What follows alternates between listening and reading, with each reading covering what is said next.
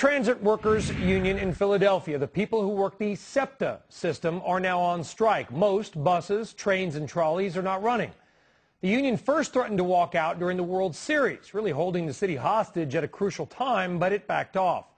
The union, though, says it wants to keep its 4% annual raises and, maybe more importantly, the 1% annual contribution it makes for health care insurance.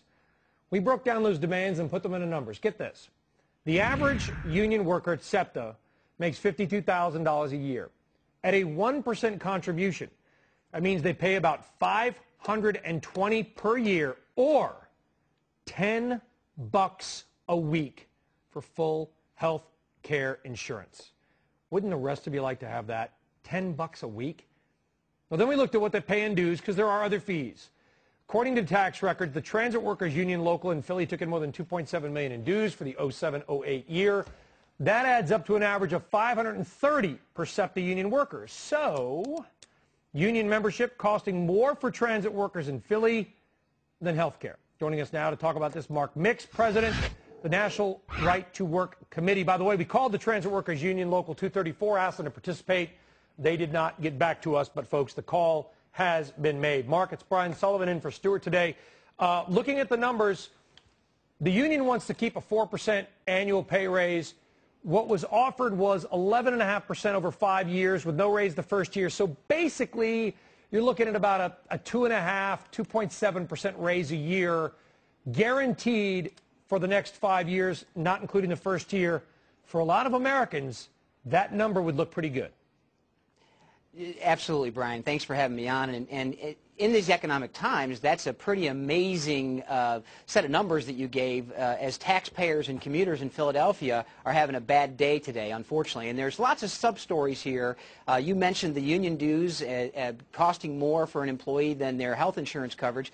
Unfortunately for workers in SEPTA, they have to pay those union dues to keep their jobs. The health insurance, though, is a pretty good deal, no question about that. $10 a week? I'd say that's a pretty good deal for health care. It is, and it all goes back to basically a core principle that that Franklin Roosevelt, going all the way back to 1937, said that he thought was unthinkable and intolerable, and that was that government employees could hold taxpayers hostage with their monopoly union power. Franklin Roosevelt understood that government, by its definition, provides necessary services, and albeit SEPTA is a quasi-government entity, they're funded by the taxpayers of Philadelphia and the 5 counties that make up this transportation authority that was organized by the Pennsylvania legislature in 1964. And frankly, Brian, this is not anything new for the people in Philadelphia. This is the 8th strike. These strikes average about 34 days, and hopefully for the people of Philadelphia, the taxpayers and the commuters, this one will be short. But history tells us that it may last a long time. Well, you're right. The people of Philadelphia got to be sick of this. You know, there was a strike in 2005, lasted 7 days. Strike in 98 lasted 40 days. You noted there's been a variety of other strikes. It's just people trying to get to work. So what you're doing is, and this is why, I scream about New Jersey Transit, which I take in every day, is because you're hitting productivity, right?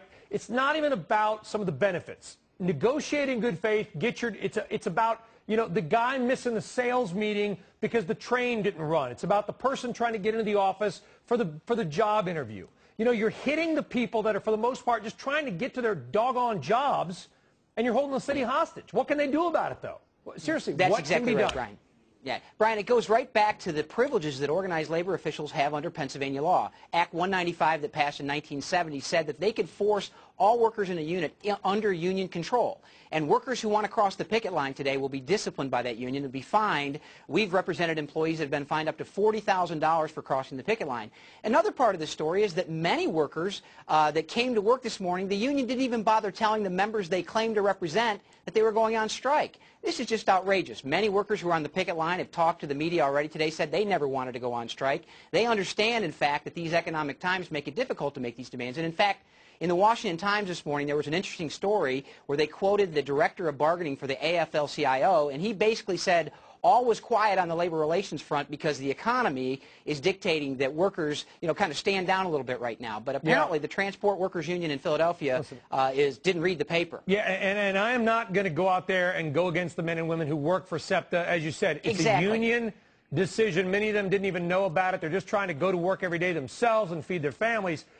But that said, what can you do about it, right? I mean, and could the SEPTA workers go against their own union? You know, listen, again, it wouldn't be necessarily that hard to potentially train somebody else to drive a bus route in Philadelphia. Yeah, well, that's an awfully difficult step to take, and unfortunately, it's the state law that these workers labor under that allow union officials to have this type of control over them. Unfortunately, you know, we're getting this from Washington, D.C. now. There's actually a bill on Capitol Hill that probably will pass before this Congress ends next year that would federally mandate the unionization of police, firefighters, and EMTs across the country. And so we're going to get more of this. And unfortunately for the people of Philadelphia and for the taxpayers there, they're seeing what this union monopoly power means. And let's hope that some of the SEPTA workers don't end up getting pinched because it wouldn't necessarily that 19 train somebody work